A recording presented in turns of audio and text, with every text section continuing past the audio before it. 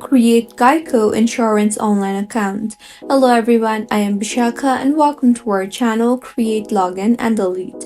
Let's get right into the tutorial. In order to create a GEICO Insurance Online account, open your preferred browser and in the search bar search for geico.com. You will be led to the official webpage of GEICO. Now, to create a GEICO Insurance Online account, tap on the login option on the top right of your screen. You will now see the Activate Account option, tap on that. Now in the interface that you will be led to, confirm your identification. So firstly, enter your policy number.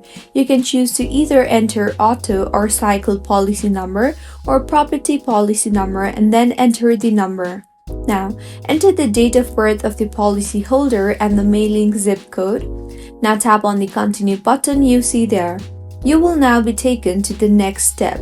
In the interface that you will be led to, you will need to provide few information about yourself. So go ahead and enter the required information. And with this, you will be provided with your username and password for login, and this is how you can create a GEICO Insurance Online account. If you find this tutorial helpful, do subscribe to our channel. Thank you for staying with us until the end.